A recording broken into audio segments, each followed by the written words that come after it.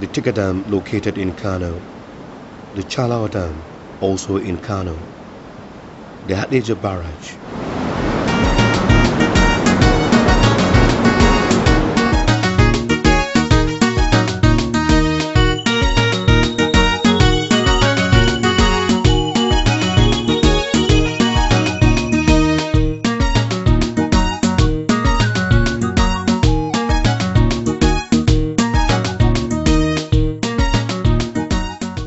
The Hadejia Jama'ar River Basin Development Authority is in charge of this magnificent edifice you're seeing, which is the Chalawa Gorge Dam. Apart from the Chalawa Gorge Dam, there's the Typha Dam and there's the Kalgwe Barrage. They are all dams and water reservoirs supplying water for the Hadejia River Basin Development Authority. The water is used for irrigation, fishing. At the moment, the Kano State government is using the dam to generate power for electricity. The Typha Dam, the Chalawa Dam, and now the Hadejia Barrage are all water reservoirs being managed by the Hadejia River Basin Development Authority for irrigation purposes, water supply, and fishing activities for host communities. The Hadejia River Basin Development Authority was established by the federal government in 1986 simultaneously with 10 other river basin development authorities, covering an estimated land area of 45,000 square kilometers. The Hadejia River Basin has the largest functional irrigation schemes among the river basin authorities in the country.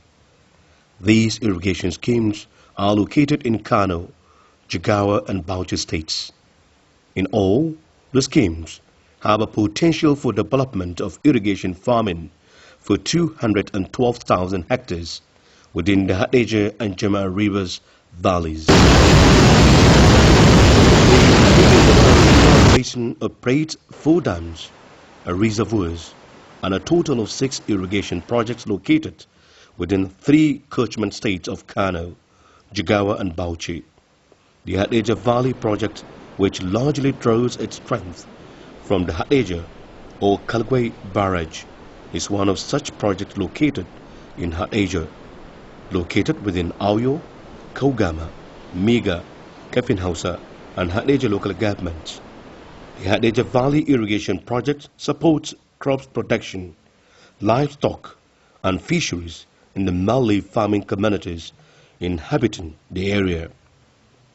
The Hadejia River Valley Irrigation Project brought a lot of good tidings in communities living within its presence in 8 glorious days.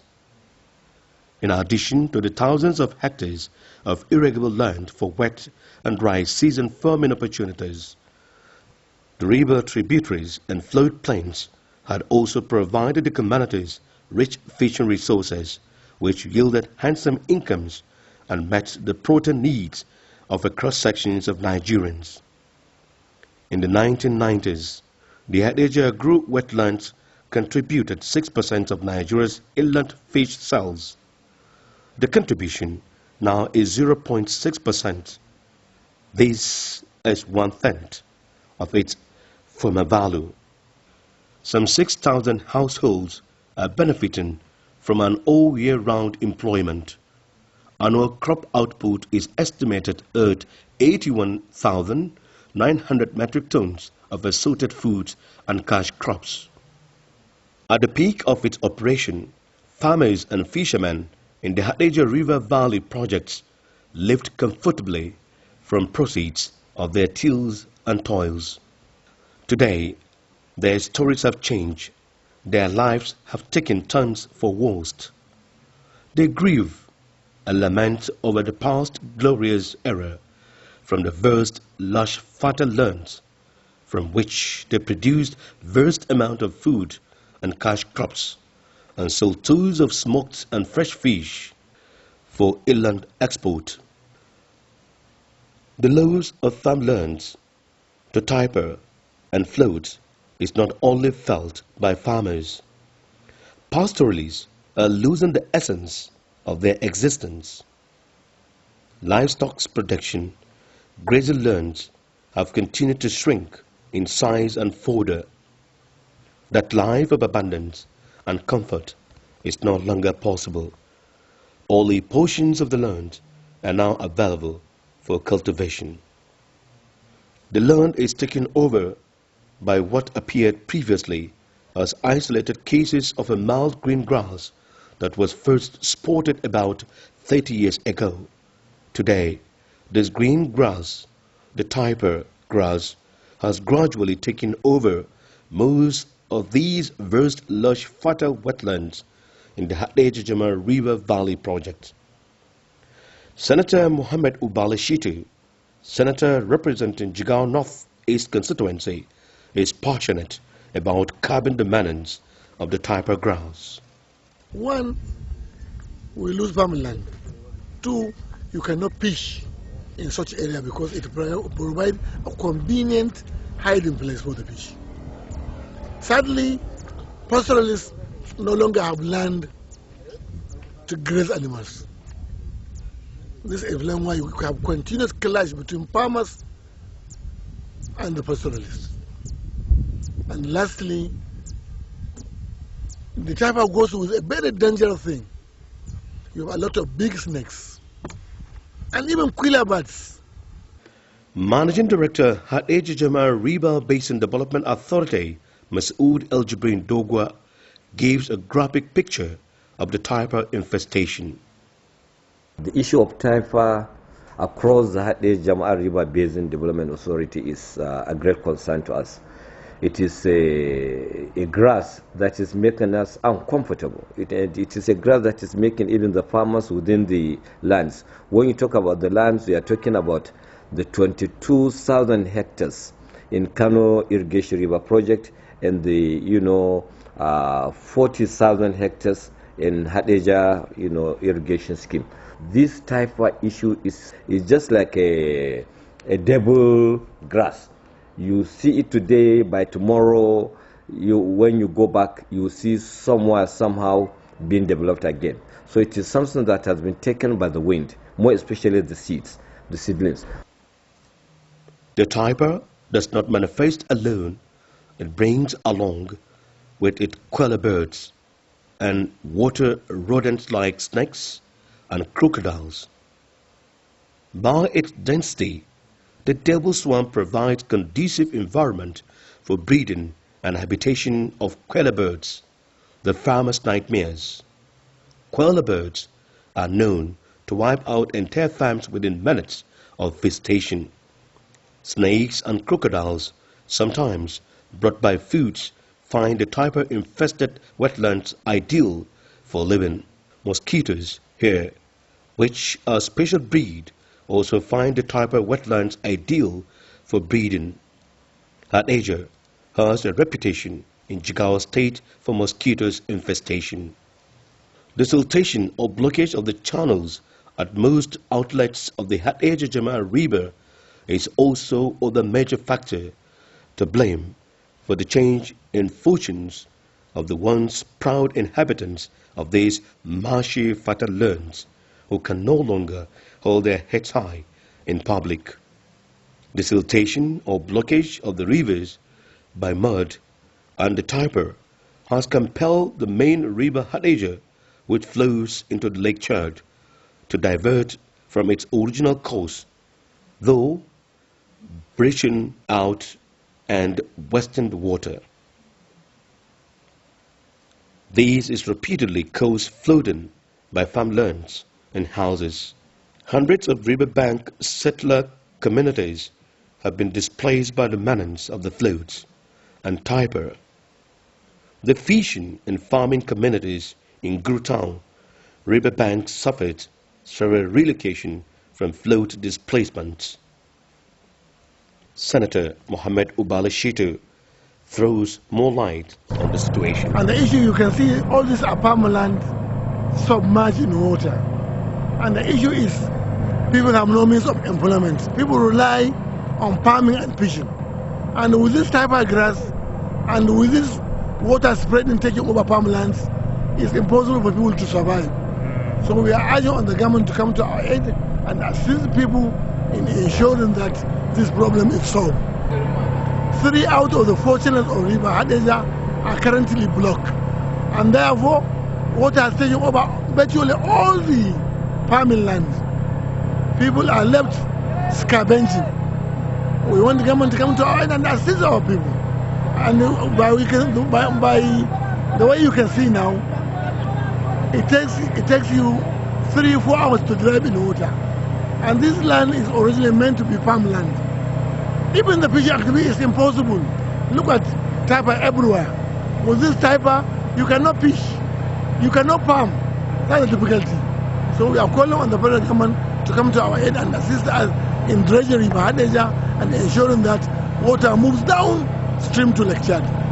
The Garbi community in Guru Town, Yobe State, has had to relocate 3 times because of displacement by flood and Typha from its original location, now completely under water. Zanna Adinoma, or village head of Garbi, remarked that the village itself and indeed Guru Town were built on the strength of water and land resources abounding there, which he sadly observed are not of much use to the people again. The Typha inversion has impeded the free flow of water and caused a blockage. The area used to be a major rail transit point for traders in cotton, granules, cattle, hide and skin, gun Arabic and other goods, which were conveyed to other parts of the country and even across the shores of Nigeria. Today, the story is different. The once thriving, bustling rail transit settlement is a shadow of itself. The railway terminus really functions. The fishing community is now reduced for these skeletal operations, which cannot cater for the needs of the fishermen. They say they are managing to survive. The expanse of water in Garbi affected by the Typha blockade stretches 7 kilometers from the north to the south and 25 kilometers from west to east. The people only get to use portions of the land when the water recedes, mostly around April. They say even after planting, the water overflows again, destroying their crops. Other threats to fishing communities around Guru area are the disappearance of many fish species, which they say threatens aquatic life there. They say only 2 varieties are now noticeable. The river water has become darker and not conducive for fishes that are disposed to clear waters. The Maybade Mala Abakar Umar Suleiman remarked the communities have been struggling with the siltation and removal of the Typha for the past 8 years. He said government has been operating without involving the local communities and hence the communities have been shortchanged, citing a 600 million naira contract for the silting, which, though awarded, was never done. Inhabitants of Marma in Krikasama area and Dawa in Guri local governments of Jigawa State are suffering similar disturbing situation as their counterparts in Guru Town and environs. The 2 villages are only about 3 kilometers apart, but takes almost an hour to connect. The people have to wade through flood water and convey their loads on their heads to go where they have to. Only those who can afford use the ox cart to move across the area. They connect the outside world only occasionally, mostly weekly, when vendors in the community go to shop on behalf of the other members of the community. The petty traders who go to shop in the major towns pay heavily to move their articles of trade. The people of Marma and Dawa, who are major producers of rice, incur heavily losses of rice to floods. These writer can assure you that it is not a pleasant experience being moved by an ox cart over water. Apart from movement and communication difficulties, the people have repeatedly suffered massive flooding of farmlands and houses. Men, women, and children alike connect to neighboring Guru town by boat. In Dawa, a midwife told this writer that she has recorded several deaths of women in labor because of the lack of roads and quick access to health care.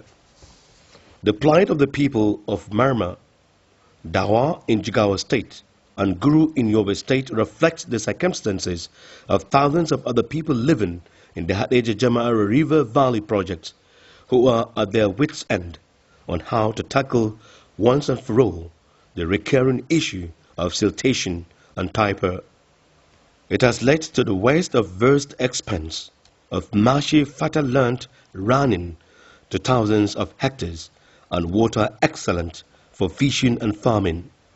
Managing Director, Hadeja Jama'a River Valley Development Authority, Masood El-Jibrin Dogwa, puts the issue in perspective. When you talk of, inability of the water at least to run smoothly, then why is irrigation? There will be no irrigation. It is only going to be a waste of water because the waters will be dispersed along the line where you don't even need it.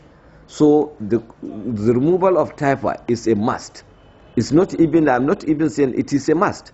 If we want to address the issue of, yes. The method is the acquiring of this swamp devil machine 628 and other machines.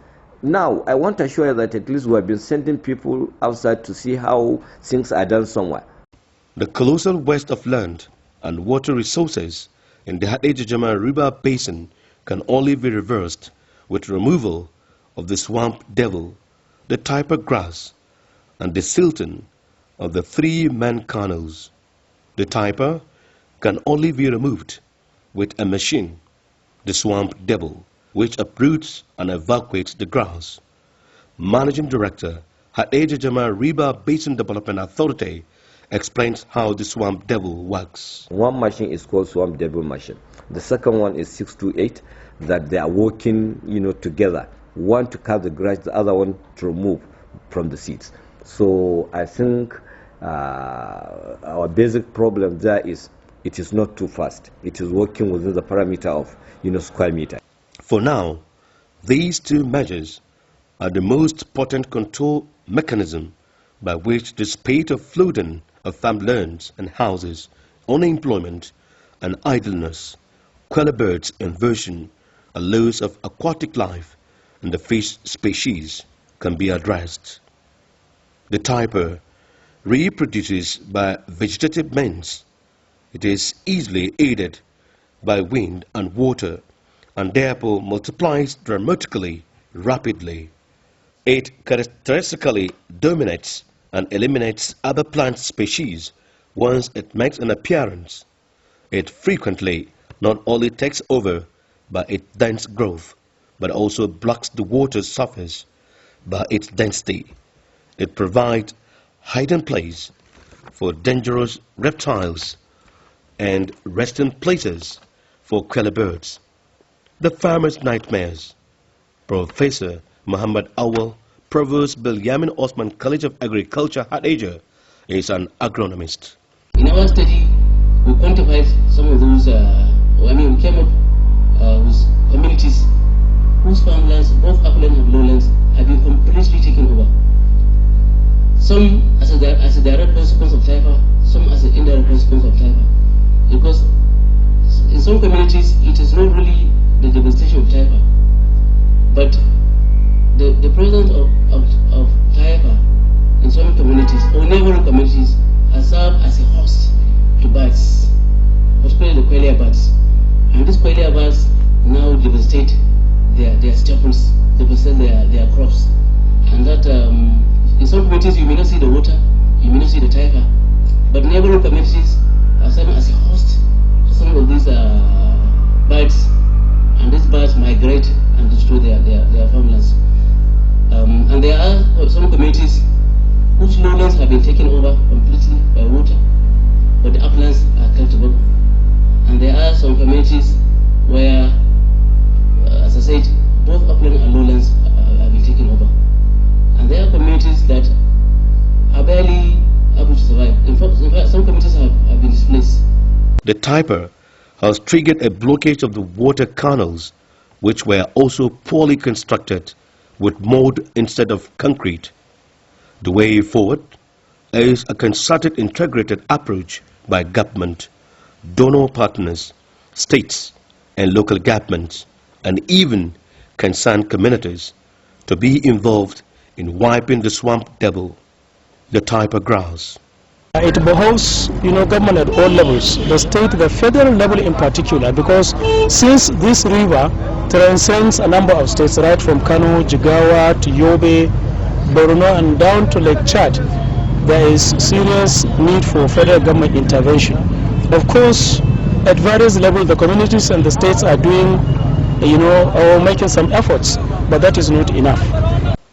Because of the extensive nature of the grass inversion, the federal government need to take a very active role in providing the means in terms of funding and equipment for distilling the destructions of the Typha. There is a need for government to take drastic issues so as to tackle the problem of Typha grass. The Typha grass, if you cut it using cultural method and burn it, that ashes will also act as a fertilizer, as an organic manure to the growth of the Typha grass. So there is a need to introduce the chemical control measures so as to control the issue of Typha grass in this area. So I'm suggesting the intervention of the federal government to assist towards the control of the Typha grass using the chemical method, which is more effective than the other methods of control. It is a menace that has been there for quite a long time. And if we want to deal with it, definitely the federal government must pump, more financing or more finances. If not, then definitely we'll end up with a lot of, problems of such. International donor agencies and other non-governmental organizations played a role in the fight against Typha. Musa Sulaiman represents the Wetland Development Initiative.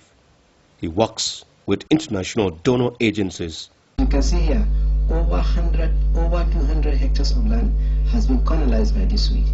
This means that the farmers can no longer have access to this land.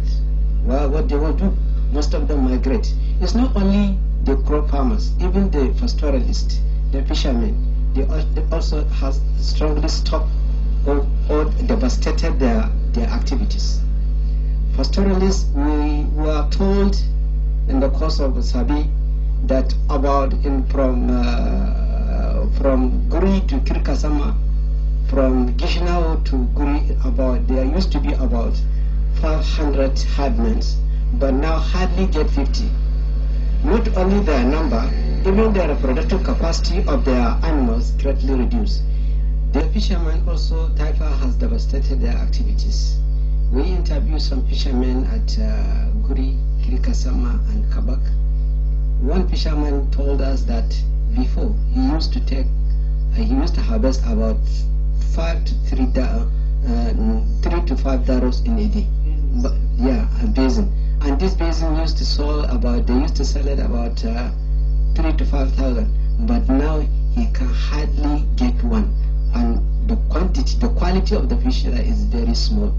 At the moment, the current collaboration between the Hadeja Jama River Basin Development Authority and the Jigawa State Government to remove Typha is like a drop in the ocean of the Typha reeds infestation in the wetlands. It needs several, perhaps hundreds of such operations to go anywhere near disabling the Typha monster, which has gradually taken over vast fertile lands capable of providing food and employment to the people that badly need a helping hand.